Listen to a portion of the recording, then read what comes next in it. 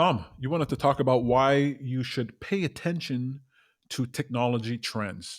It's just an idea that I've been kicking around a bit. I'm really trying to sink my teeth into it because the conversations that are surrounding me nowadays, it's like crypto, crypto, crypto. And at first, I thought it was just because I have a particular interest in that. I like financial markets. I like the idea of sound currency. I came from an Austrian economics background and thought. Um, it ties a little bit into politics. It ties into uh, a banking system. So I thought, okay, that's what I like about it. But it's like absorbing like everything. It's like in every field that I'm interested in. It's gaining ground, and I saw this on Real Vision. Real Vision, the financial platform, education platform, started off by teaching me about stocks, like the main elements of the stock market: stocks, bonds, commodities, um, derivatives, and shoot, currencies. Right? These were the things that people trade, generally, and they can make a lot of money on that. And depending on trends that happen in the world, population growth, what governments are doing with money, wars that are occurring, you can make money this way. And that's what the platform was really trying to explain to people. And it started off with like, okay, we're going to do a little bit of crypto. Like people are interested in crypto, so we're going to do a little bit of crypto.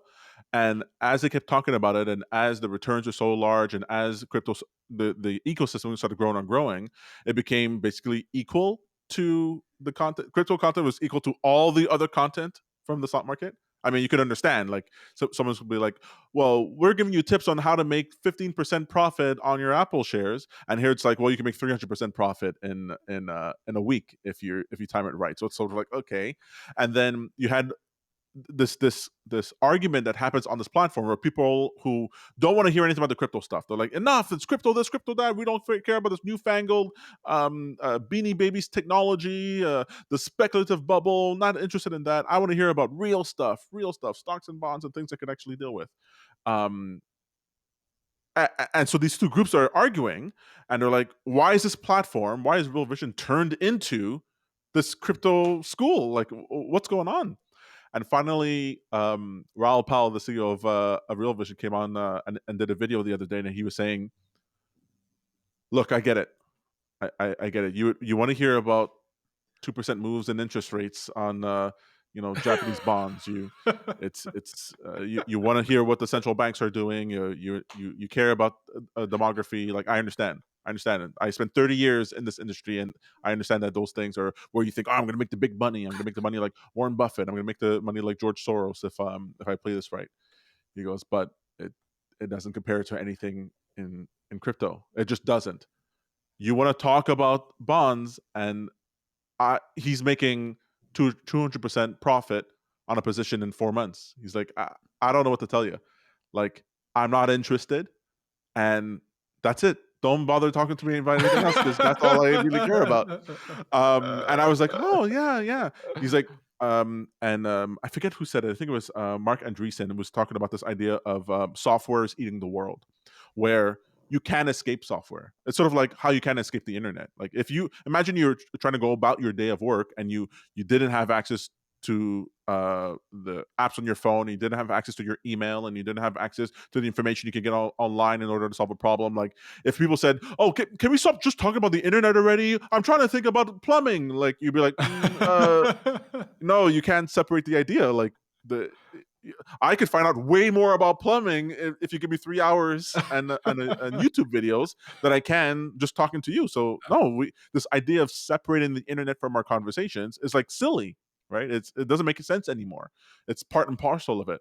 And crypto is quickly becoming that as well, because having software and money joined together, now you have both aspects. You have technology and currency, the two main aspects. I mean, you're working all day to get the paper money. Like, you are working at your job to get this paper thing. All right. And now they go in, and for years now, for the last 10, 15 years, you weren't even getting the paper thing. You were getting a direct deposit in your account, and a digital thing. So you're like, okay, I was already spending this digital thing, and now this idea that this digital thing that you have could be more valuable, right?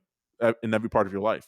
So it's one of those things where you can't escape the technology. So I was thinking to myself, well, what if it's not specific to crypto? What if like that's what happens with technology? Whenever you have technology changes, all the conversation revolves around that.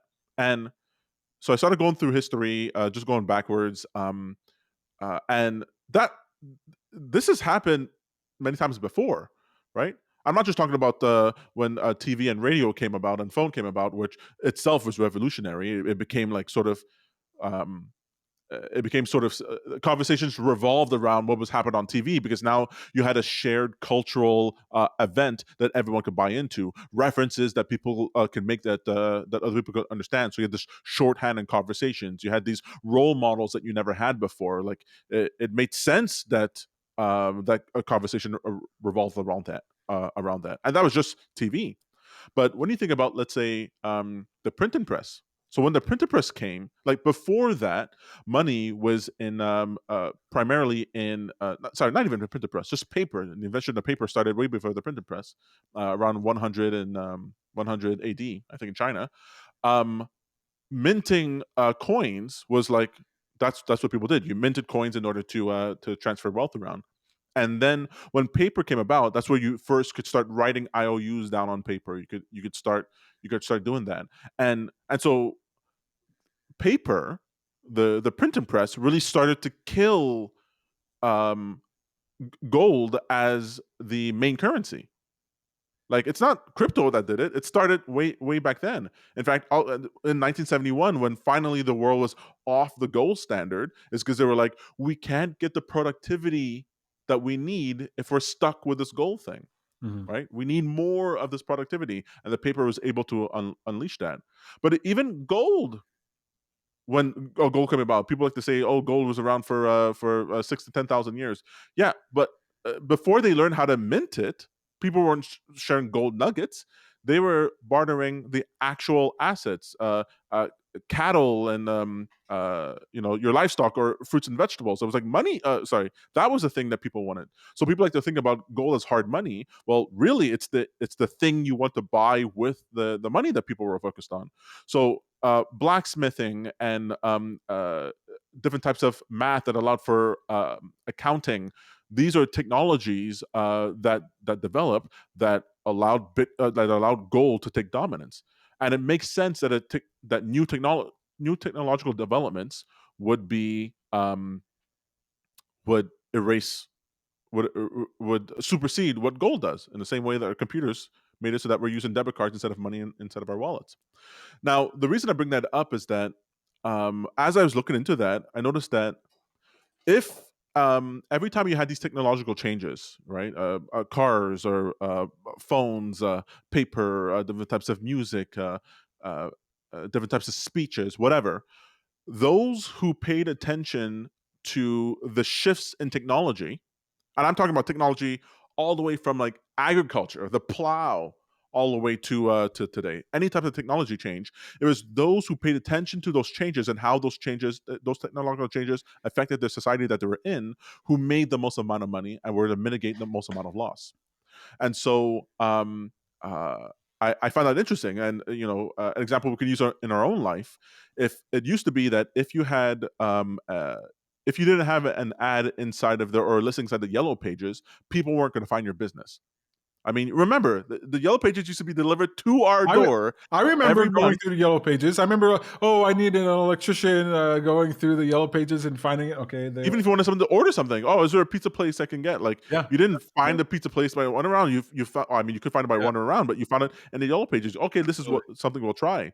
I mean, kids nowadays won't even remember that, but it used to be you sat there with the yellow pages, and if you weren't in the white pages, I can remember your number. Like I wasn't going to be able to find you, and so, but those who stuck with that when the internet came about, right? Who didn't want to be bothered with a newfangled internet because they had to deal with modems and computers that cost all this money.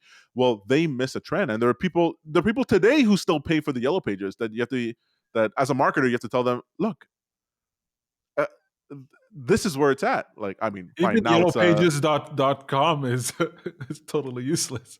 exactly, and so the it's seeing people. It used to be that you can spend your entire lifetime, like the technological revolution of the plow. Well, that lasted for generations, right? Before anything changed in that vein. And so you had the luxury of, okay, this technology's been there since I was born, and I could just coast with this through for my lifetime, and I can teach my kids and their kids about that, and that's the technology they're going to be using. And slowly and incrementally, technology was changing over time. Like revolutionary technology was occurring once in a while. Now we're having revolutionary technologies happen multiple times in your lifetime, multiple times in your lifetime. And so if you're not paying attention to technological trends, and I don't just mean crypto, I mean all the technology, the new apps, softwares that are coming out, the new types of computers that you can use. I mean, imagine someone who's using a computer from 10 years ago.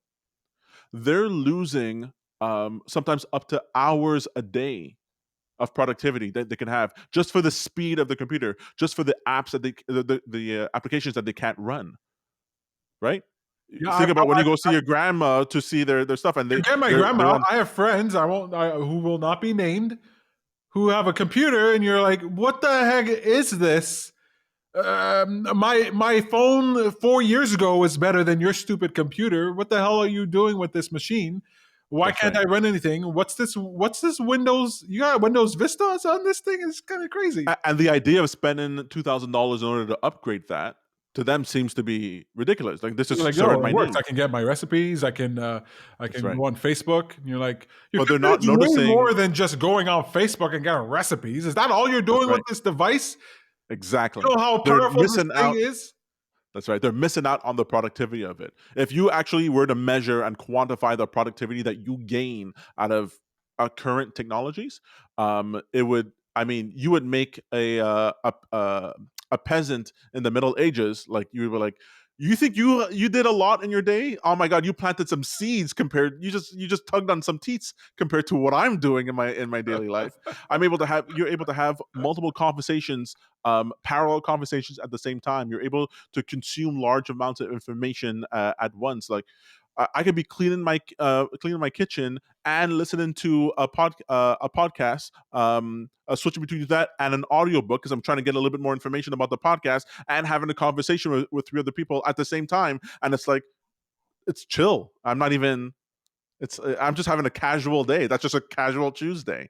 So the amount of I, productivity I that you get love is being insane. I love being like in traffic in my car because I can listen to things, I can learn things. Hell, I will listen to things. One of the things I want to let people know, you can listen to videos on YouTube at double speed, podcasts at double speed, right? Some people are very slow talkers. Absolutely. There's some things you don't need the whole slow mo way of people going. You can just listen double speed.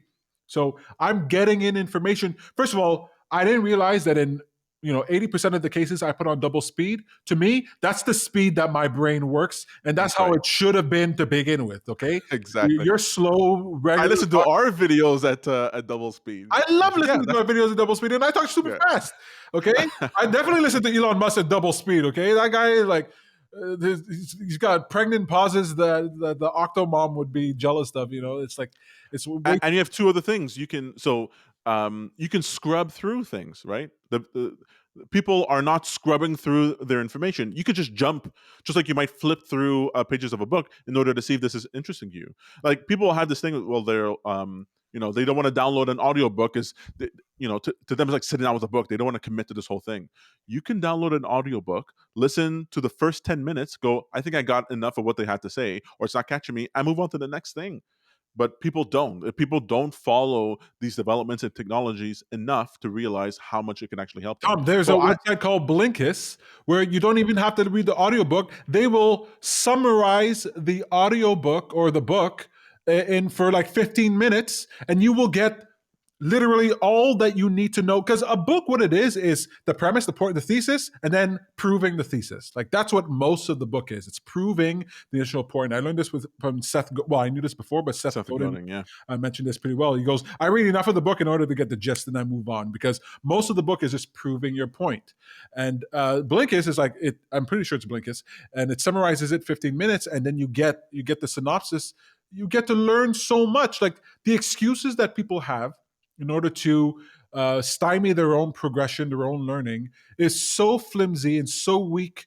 It drives me up the walls. Oh, I don't have time to read a book. I don't have time to do that. I don't have the energy to do that. Well, find the more efficient way to get that information. Like you can listen to the right podcasts and get a spectrum view on 4 or 5 topics that just knowing that these topics exist would improve your That's life. right. Just That's right. knowing That that it that to me is exists. knowing that there exists to allow something to spark your curiosity. Now, for me, the vector for being exposed to new technology is video games. Now, I'm not a hardcore video gamer. I actually play very few video games, but paying attention to the video game industry is easy for me, and it's through there that I learned about AI and graphics processors and virtual reality and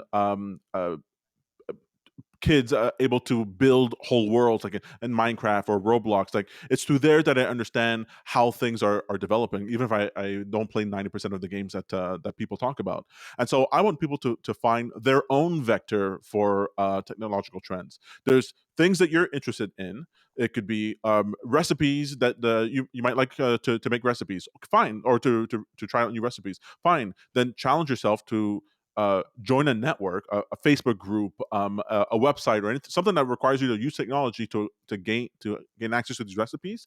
And you will see in comments, you will see in how this information is delivered to you that there's these pockets of technological development that you didn't realize were there that appeal to you specifically. Uh, Same thing with music. Same thing with art. Anything you'll find a vector that if you paid attention to it, technology will bleed into there and actually pay attention to it. So, how does learning and following technology trends give you an edge? So the future is technology. So, for example, it's a well known idea, well trodden idea that sci-fi, the compendium of sci-fi that a culture creates, is a great leading indicator for what type of technologies, what kind of behaviors people will have in the future. Not that the sci-fi thing is like dead on, but the sci-fi inspires the inventors who then make the thing, right? The phones that we use in our hands that are like the tricorders on Star Trek. Um, The uh, iPad is like the pad in Star Trek. Yeah. exactly. The sci-fi inspires, and so when you see technology, what happens is NASA that it's sends things into space named after things that are in Star Trek, like right. actual, like, oh, this was the first ship that went out to Mars. So let's name our ship that goes out to Mars the same thing. It's like, it's Exactly. kind of crazy. So as a marketer, I see this all the time. Marketers are always trying to jump on the new trend, the new technology, because they are desperate in order to try to get visibility for whatever the thing is that they're trying to promote. And so if there's Clubhouse app, if there's a new social media platform, if there's a new technology, geolocation, whatever it is, they're going to try to figure it out. They're going to try to use this technology in order to showcase what they're doing. And so what happens is that when you see a new technology out and it gains any sort of traction, like you start hearing the bubbles of it, know that at least one industry is trying to figure out how can I capitalize on this in order to gain more visibility or more productivity out of what I'm doing. And so the exercise is for you to be like, okay, I'm going to pay attention to this technology, the articles about it, the podcasts about it, to go, what are the ideas floating around this that are gaining strength, and then you could be there beforehand. You could be like, okay, well, I'm going to try to do this, right? The people on Clubhouse, this audio social media network that's all the rage right now. We don't know what it'll turn into, but what we do know is that people are jumping on there to be like, okay, how can I use this for my business? There's doctors on there answering medical questions. There's stand-up comedians there doing live shows. I There did stand-up are comedy on there. I exactly actually was able to do workshop my jokes at the Laugh Factory's clubhouse. The Laugh Factory, the famous Laugh Factory in LA. I got to do jokes for comedians who perform there, comedians who do gigs, actors, and all kinds of successful comedians there, and they got to analyze my jokes. Like I got into comedy so that I could tell my jokes to other comedians and hear their feedback. Like the audience is fine, but when the comedians are listening and they're laughing at your jokes, and I was like, how long do I have to do comedy before I can make it to LA and be in the green room there having conversations, shooting the breeze. Like, how long is it going to take me to get there? Clubhouse, like that. Now, I'm not saying that, oh, Clubhouse is the next big thing. What I'm saying Clubhouse is that is the paying next big attention thing.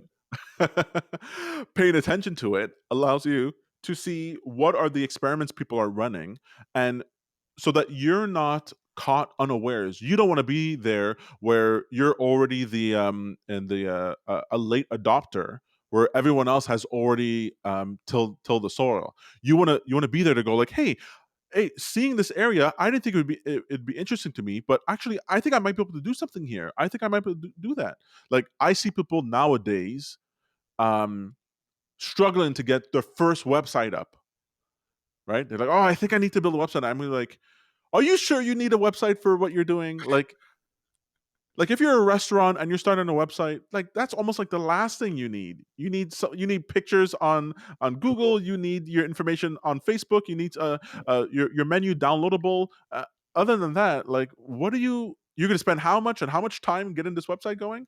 The amount And of restaurants I've said but they no think to. they think of that because they're not seeing the technological change. They're still in yellow pages mentality. That's right. That's right. The amount of restaurants I've looked up online, they don't have pictures on Google and they don't have a Facebook page. I'm like, I'm not eating at this restaurant. That's right. Where's your You Yelp mean reviews? nobody else went to this restaurant, was like, I gotta tell other people about it, never posted it. What are you talking about? You don't have anything. There's nothing on. Forget you. I'm not going. I'm not going to Yeah. that restaurant. And I'm speaking as a web developer. The idea that I'm like, wait, in my lifetime, I went from not depending on building websites for a living, then building that for a living, and then like talking about I think websites for the majority of businesses are useless. Like that could be useless. That's a I only came to that conclusion because I'm following technology. There's plenty of people still within my field who think for the next 20 years they're going to be making websites. Like, really, you think for the next 20 years you're going to be making websites? That's what you're banking on? Are you out of your mind? Jesus Christ! Do you still have a Tamagotchi in your pocket? What the hell is going on here? Are there students in school right now learning website design or anything like that? Absolutely. There are people in a 4-year program right now who are going to come out knowing how to do cold fusion on Dreamweaver. I know that means nothing to you, but it's ancient I technology. know. Do It's you? really, it's I really was quite watching interesting. this YouTuber. It's like making your own sawing your own lumber and making your own nails. It's like, did you hear about the Industrial Revolution? We figured this out. No, no, I really like making. I like the homemade nails. Like, yeah, okay, whatever. I was watching this guy. His channel is a tech lead. I forget his name, but he worked at Facebook and Google. And one of his most recent videos was like, he's a coder, and he's like, should you learn to code? Like, we were about done on you needing to know how to code. That's right. You need to know how to put together uh, That's right. services. That's what you need to do. You know, we're about done with that. You want to now start your Mhm. career in learning how to code. By the time you finish learning how to do that, Facebook and Google are not hiring you, and AI is going to be producing most of the code anyway. There's going to be all kinds of different ways to do it. It's kind of like, I want to start my company Happy for a Change, and it's like, do I need a building and an office and all that? No. Do I need a website? No. I just need to use the services and network them in such a way that all the information is provided. Like I don't need brick and mortar. I don't need this. Like there's so much better. And being privy to what the technology is gives you the ability to be on it early enough to experiment and to figure out if it's for you. Like, so I was on Clubhouse. Clubhouse is good. I like it for what it does. It's a social media platform. I found that I like Telegram audio better because I could create something specific for what I wanted to do. In fact, this is what we wanted to try here today. I wanted to find a way to have live callers and a live audience being able to come in with audio during our broadcast, during our show, during Bad Guru Nightly, the show that I do, and during this conversation. And in between when we want to have just conversations with our patrons. That's right, exactly. It doesn't even have to be live on the air. We can just do it offline. And what I loved about Clubhouse was that I never realized that video makes it's such a commitment. Whether you're watching it or producing it, it's such a commitment because you got to look it. Everything's got to look nice. Like, maybe I'll show you guys what a place looks like here. This is my place here, And this is Tom's place here. And we gotta go through the effort of dressing nice, looking nice, presenting it. We're limited in what we can do with video, even though we have this video and audio. Just audio alone, however, I'm sitting on the toilet listening to debates and conversations. Like I'm in my bed at night, half asleep. Like I can drive in my car and listen to what's going on. Audio is really where it's at. Well, how would I have known that audio was where it's at? But That's right. but for trying out Clubhouse. In fact, I didn't even want to try out Clubhouse. Like I'm not a person who follows fads and all. Like I don't even care about that. I'm not a social creature. But I was like, let me try it out for the technology to see what I might be missing. Never did I realize it would open up this huge field of communication. Thank you so much for watching the show, for being with us. We've been here for over an hour and 12 minutes. So I'm really happy to everybody who, however much you watch, thank you so much for being here. Really appreciate it. If you could just take a moment and go over to youtube.com/happyforachange and just hit that like on this video. It'll help other people find the video, lets people know that there's something valuable going on. And if you're inclined, you can subscribe to us on Happy for a Change. And we got lots of great content coming. And we have Bad Guru Nightly, we have Jumpstart, we have a ton of information if you haven't seen it yet, things that will give you an edge, things that will help you to make money, understand yourself better, and understand the world better. Happy for a Change is here for you. If you haven't done it yet, you can go over and join the Happy for a Change audience over at facebook.com/happyforachange. We're creating the largest online audience of people who are willful, deliberate, who recognize the value of their attention and are willing to give their attention to great ideas that make you more effective, more efficient, more capable of pursuing your dreams. We believe that if we allow great ideas to thrive, then we create a better world, and it will make it easier for you as an individual to enjoy your life. Jumpstart is here to jumpstart your life, to give you that edge that you're looking for you to understand what's going on around you, and for you to not be left behind. Yeah, we talk a lot about crypto, but that's just because crypto is the next best thing. It's like if we didn't talk about the internet. You want us to be talking about horse and buggies? Huh? What's wrong with you? What is wrong with you, people? No. But if you have any questions and comments, we are always open to hearing what you have to say. You can check Tom out on Twitter at Sacred Prophet. You can check me out on Twitter at I Love Peter Paul. No, I'm the one who's stuck with that. Tom's got Sacred Prophet. Or I Am Bad Guru. Why did I give the I Love? Exactly. It's I Am Bad Guru. But thank you so much for watching. Remember to like and subscribe. It really, really, really, really, really, really helps us.